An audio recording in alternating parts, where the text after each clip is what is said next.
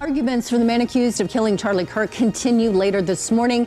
The biggest items on the docket for Tyler Robinson's defense team. A lack of snow could negatively impact our drinking water. A look at a new study pointing at finger de-icing materials. And Post Malone rocking a Spanish Fork hat during his Grammy performance. What the Spanish Fork mayor wants Posty to know.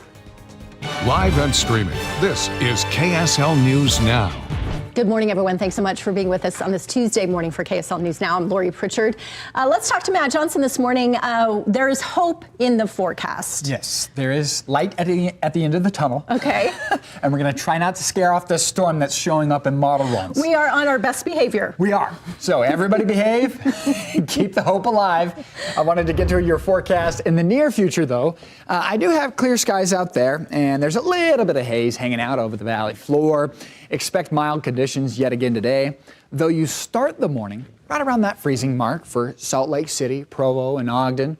20s there in Logan, but you get into central Utah, more 20s, and down into St. George, you got temperatures in the upper 30s right now. Blanding is 30 degrees. Mostly clear skies out there, and that's the way we'll keep it today. So 31 for the bus stop. Make sure the kids are dressed for a cold morning, but a mild afternoon. Look at recess around the lunch hour. 47 already. And then by the time the kids are headed home, or maybe you're headed home from work, I've got a 52 dialed up with mostly clear skies. Lori, it's another gorgeous day along the Wasatch Front. Yes. Doesn't feel like February, though. Arguments continue today in the case tied to the deadly Utah Valley University shooting, focusing not on what happened, but why the defense says prosecutors should be thrown off the case. News specialist Tyrese Boone explains why the Utah County Attorney's Office is now being challenged in court. Tyrese.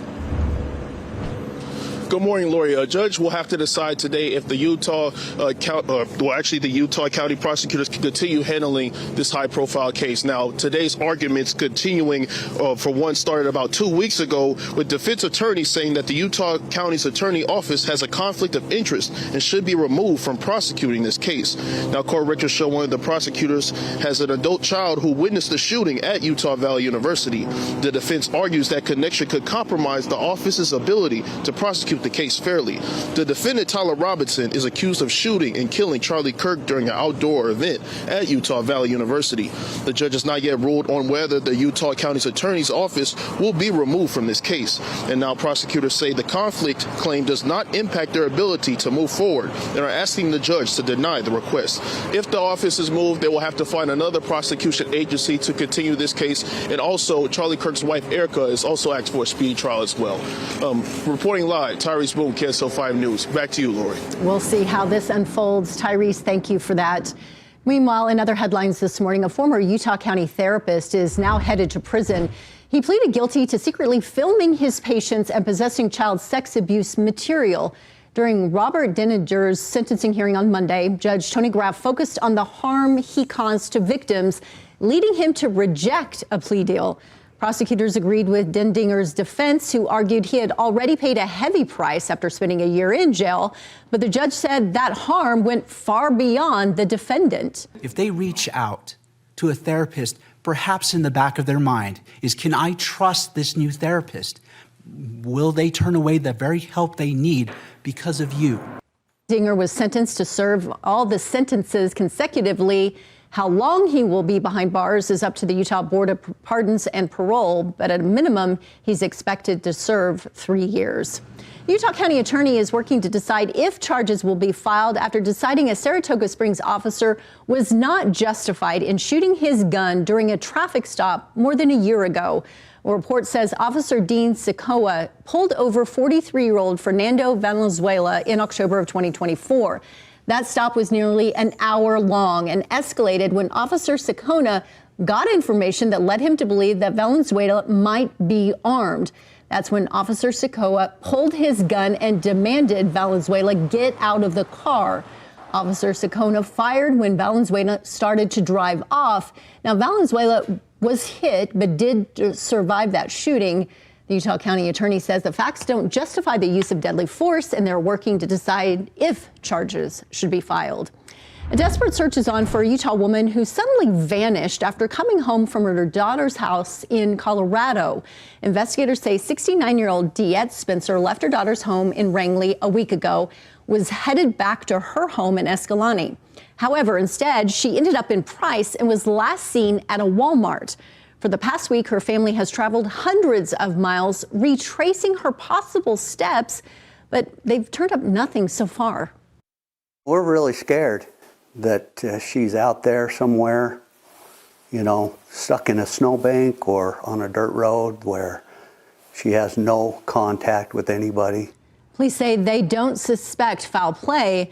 The family is hoping someone will see her or a cream-colored 2010 Buick. If you know anything, you're asked to contact the Garfield County Sheriff's Station.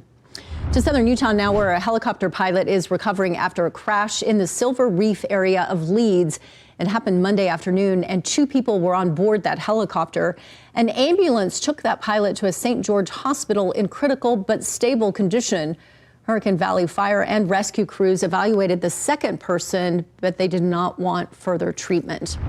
A critical blood shortage is putting a Utah teenager at serious risk. JP Gibson has been battling cancer since he was 5, and now at 16, he's fighting leukemia for a 3rd time. As part of his treatment, he receives platelet donations every other day, but without those transfusions, his body can't stop bleeds. Platelets are in the clotting agents in blood cells that help you stop bleeding once you begin. He's now facing that shortage, getting just a quarter of what he usually needs at his last visit. His family says donating is one of the best ways you can help. At some point, I guarantee every one of these kids has needed blood. And so definitely donating blood and platelets is a huge need. The Red Cross says supply is down nationally 30%, and they're urging you to help your community. All right, let's get back to Matt Johnson and talk about our forecast. We have this unseasonably warm temperatures, but there is hope on the horizon. Yes, we are holding on to hope for what's showing up in the model runs after day 7. Let me show you what we got right now. University of Utah looking south and west towards Harriman. If you look off to the right-hand side of your screen, hey, it's the full moon known as the February's full moon, known as the snow moon, and hopefully that snow moon might mean something, that maybe we can get some snow in here. Right now, it's all about the quiet high pressure. I mean, look at this thing dominating the west, not just today and this week, but all winter long, preventing storms from moving into the state of Utah. Here's a look at what to expect. I got a west coast high pressure system. I have abnormally warm temperatures through the end of the week. Now, a small storm system is showing up in model runs for Monday night into Tuesday. Doesn't look huge, but it is something, and we're hoping it can help to lead to open up the storm door for us here in Utah. I got a 52 in Salt Lake, 49 in Logan, 55 in Moab, and St. George pushing 70 degrees today. Going to be mild, very spring-like down in southern Utah. Lori? All right, Matt, thank you for that. Well, new video this morning giving us a new look at ice rescue we told you about on Monday. As you can see here, 2 people falling through this ice at Manaway Reservoir, reportedly ice fishing with their friends. And this body camera footage showing officers throwing flotation devices and ropes at the pair, pulling them out with the help of bystanders at the reservoir. Both people were medically evaluated. They left the reservoir on their own. Manaway police say they're thankful for a positive ending here, but they do warn everyone to use extreme caution around frozen water. A new online tool is painting a concerning picture of student performance in the state of Utah. The State Board of Education recently published its virtual school report card. According to that data, just 31% of high schoolers are proficient at grade level in math. Science, a little higher at 38%, but both of those rates are down from the year before. Students did make a significant improvement in English last year, but proficiency is still below 50%. Just last month, KSL's Deanie Wimmer sat down with Governor Cox to talk about those concerns with literacy rates. One recent report found nearly half of Utah 3rd graders cannot read at grade level. It's something he's pledged to address in his 2026 policy agenda. Actor Joseph Gordon-Levitt is sharing pictures from his visit to Utah when he was supporting a bill here. He was here last week throwing his support behind a bill requiring AI companies to publish child safety plans and report safety incidents. In a post online, Gordon Levitt says, quote, "It's clear to us these big AI companies are incapable of prioritizing the public good on their own. This is going to have a huge impact on so many fronts like jobs, the environment, or our collective ability to think and communicate. But it's especially urgent when it comes to our kids." Now, this bill passed unanimously in committee and now heads to a vote on the House floor. KSL tracking this year's legislative session and the impact to you and your family. We'll have legislative updates on air, online, and our KSL Plus app throughout this year's session. Utah healthcare advocates and lawmakers have a new plan to make healthcare coverage more affordable and accessible. This proposal, called the Utah CARES Act, would create a state-based, publicly funded healthcare system, replacing private insurance with a universal plan. Under that plan, families would no longer pay monthly insurance premiums, deductibles, or even copays. Instead, the system would be funded through a tax on larger businesses' profits. It would also establish a Utah Health System Commission to oversee planning, policy coordination, and health data, and it would separate health insurance coverage from employment. This bill is expected to be issued later this week and heard by a legislative committee. The World Food Program and the Church of Jesus Christ of Latter-day Saints celebrating their 12-year partnership. WFP Executive Director Cindy McCain recently visited Welfare Square and the Bishop's Central Storehouse in Salt Lake City to get a first-hand look at the church's humanitarian efforts. This comes 9 months after church leaders visited WFP headquarters in Rome. Officials say this partnership has helped 6 million people facing hunger in 49 different countries. A lack of snow could also increase the amount of contaminants in our drinking water, according to a new study by Weber State. Researchers recently found de-icing materials in northern Utah's watershed. They also found the amount changes each year based on the snowpack from that winter. They believe a heavier snow year washes out more of those contaminants. De-icing materials in Utah, primarily salt-based. Researchers believe if we continue to have bad snow years, that salt could cause issues for agriculture and overall water availability. As the dry weather continues, Utah has hit a bleak milestone. We are now facing record low snowpack. Glenn Merrill, who's a hydrologist with the National Weather Service, says we have enough water to get by this year, but we could be facing more problems in the years to come. Now, the good news here, computer models show the weather shifting by mid-month. We just need to turn the hose on, essentially. We just need that active pattern to set up and stay in place into early April.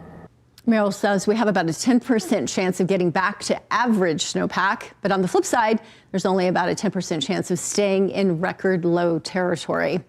And the National Weather Service posting this to X, looking back on how much snow major U.S. cities saw in the month of January. Salt Lake City highlighted as having a trace amount of snow. Cities that got more snow than us: Marianna, Florida, Dallas, Texas, Albuquerque, New Mexico.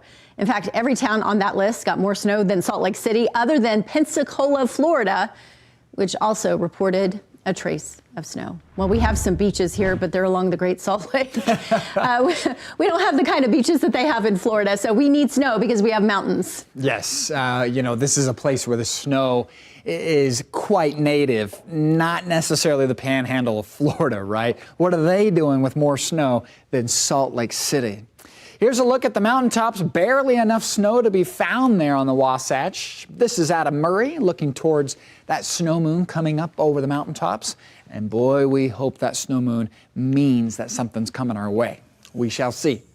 Now, we're into the month of February. What kind of climate are we up against? Well, usually, not right now, but usually the normal high by this date is at 41 degrees. Obviously, today I'm forecasting 52. By the end of the month, we usually are around 50 degrees for a daytime high. Average low starts at 26 for the first of the month. By the end of the month, around 33. Average rainfall, about $1.30 in the rain gauge. And of course, snowfall is usually around 10 inches. Can we get that going this month? The sunset starts at around 5:45 p.m. for the first of the month. But by the end of the month, about 6:17 p.m. Let me show you what we got for the long-range model. High pressure is going to move in from California, park right over Utah as we work into mid and even late week. This is Thursday, 5 o'clock. Boom, right over Utah, keeping the clouds away, the haze in the valley, and the temperatures up in the mid-50s. It'll then start to slide to the east. We get some clouds over the weekend. It's still going to be mild. Now watch what comes in out of the west. That's a cold front, folks. Yes, it does bring with it rain and snow, and this is Monday, 10 o'clock. So I think late Monday into Tuesday, there is a chance we get a storm system in here. And what the hope is that it's not just a one-off event, but that we can get subsequent storms following into February and eventually into March. Definitely not a hard-cut forecast there, but we remain hopeful. Kanab, 65, St. George pushing 70. Northern region, you're going to see some valley haze along the Wasatch, but outside of that, air quality is pretty good. Temperatures will top in the low to mid-50s, but the Wasatch back, even for your standards, mild. Park City, 46. St. George, you've got 69 to 70. Mild through Thursday and beyond. Upper 60s, low 70s. Just a couple of degrees of variance there, though it does look cooler on Monday, St. George. Okay, climbing in the temperature department through Saturday, holding on Sunday, and then there you go. Monday, cloudy, 30% chance, and then I think Monday night into Tuesday is our best chance to see a storm move in. All right, we're going to cross our fingers and hope for that storm. Thank you, Matt. In consumer headlines this morning, President Trump says he will reduce tariffs on Indian goods in exchange for their promise to stop buying Russian oil. The president said he spoke with the Indian prime minister, who agreed to replace Russian crude imports with oil from Venezuela and the United States. Under this deal, tariffs on Indian goods would drop 18%, down from 50%. The White House says an additional 25% tariff imposed last August will be fully removed. And for the second time in 4 months, a partial federal government shutdown is silencing key economic data. The Bureau of Labor Statistics says it will not release the January jobs report and other labor market data this week because of the partial federal government shutdown. BLS officials say this agency has suspended the collection, processing, and release of labor market data until funding is restored. SpaceX merging with artificial intelligence company xAI. It's creating the most valuable private company in the world. Both companies are owned by Elon Musk. In a memo to employees, Musk said that the need to build data centers in space is the main driver for this deal. He said current advances in AI require immense power and cooling, and moving those operations into orbit is the only logical solution. A BYU freshman just added another record to her resume. Jane Hinnegren finished third in the 3,000 meter at the 2026 Millrose Games in New York, setting a record for an American collegiate in the distance. She finished just under 8 minutes, 35 seconds. Already this season, Hinnegren shattered the NCAA record for the 5,000 meter in her first collegiate indoor race. This weekend's race now makes her the second fastest of all time in the NCAA. Now to our Olympic countdown. We are T-minus 4 days until Italy's opening ceremony. Team KSL getting there and ready for the games to begin in Italy and keeping track of how our Utah athletes are doing. And with the games right around the corner, the city of Milan is expecting to host more than 1.5 million visitors. KSL's news specialist Dee Dee Wimmer is in Milan right now. She says the biggest change she sees as we get closer to these games is an increase in police presence. While police are always at the Duomo Plaza in Milan, there's now an overall increase in security and barricades.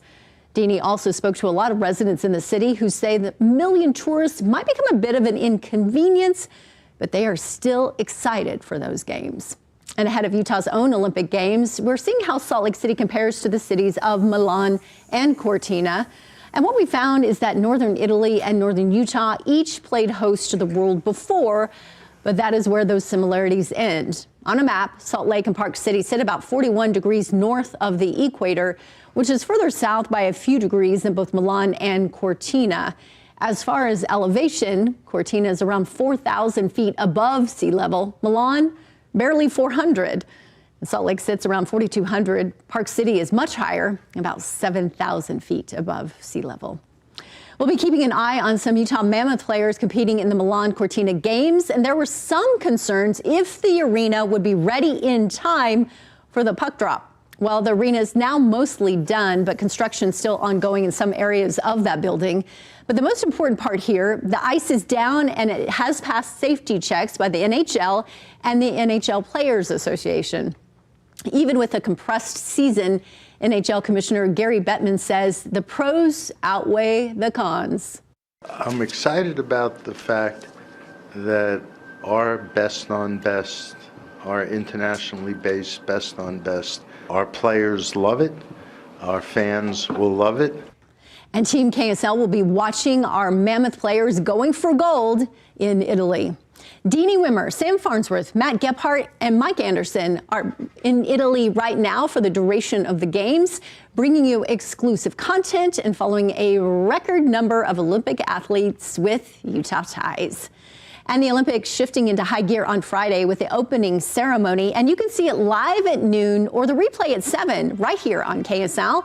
Or better yet, join us downtown at Washington Square for the official watch party where I will be your MC for the evening on Friday. All right, that's maybe a long day for you. It'll be fun. There's lots planned and some surprises as well. So come join us. Yes, and who better than Lori Pritchard to be the MC? I love it.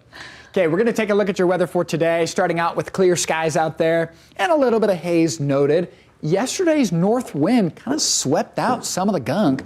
And so the air quality right now, hey, we are in the good across the Wasatch, including Cache Valley. A look at temperatures, 20s and 30s from north to south there, but central Utah in the 20s for a lot of us. St. George is currently 38, but Ely, Nevada, 18. 3-day forecast has a 52. Mostly clear skies today. I think we'll see that haze build back Wednesday and Thursday. Temperatures will respond to high pressure moving in overhead. We'll be to the mid-50s Thursday and through the weekend. But again, Lori, we can't forget Monday evening we could get a storm. Oh, that's great news. Great news. All right. Look at this sweet little face right here. If you're looking for a way to make a difference and maybe even meet the love of your life this Valentine's Day, Best Friends Animal Society even might be the place for you. This event that they're hosting. They're hosting their second annual Valentine's Foster Sleepover on February 13th at their Sugar House Adoption Center. The idea is simple here. Foster an adoptable dog or cat for just one night. Let them relax in a cozy home and help them get closer to finding that forever family. The Best Friends team will match you with a pet that fits your lifestyle and provide all the supplies that you need for a fun evening together. So if you're interested, head to bestfriends.org. And even though the Sundance Film Festival took its final bow in Park City, Utah isn't losing all of Sundance. While the festival is moving to Boulder, Colorado, the Sundance Institute Labs, a program for filmmakers and screenwriters, will stay at the resort. Utah will still be home to the training, mentoring, and creative development programs, helping to launch many careers. The labs represent Sundance's legacy in Utah and reflect Robert Redford's original vision for supporting independent filmmakers. Okay. Do you see it right here? I'm standing in front of it, but here it is right here. Post Malone giving a shout out to Spanish Fork by wearing a Spanish Fork Fiesta Days hat while he was performing, there it is, at the Grammys. And now the singer's hat is the talk of the town. I'll bet it's a very few cities in the state of Utah, or maybe cities across the country, that can say they were featured at the Grammys. Now, Post Malone was a guest at Fiesta Days last year where he received that hat and a belt buckle. Spanish Fork Mayor Mike Mendenhall says it's a high that they will be riding on until this year's Fiesta Days this summer. He says he hopes Posty knows he's more than welcome to come back and visit again and maybe even perform a song. All right, so thanks so much for joining us for this segment of KSL News Now on this Tuesday morning. We leave you with a look of Salt Lake City waking up on this Tuesday. Have a great day, everyone.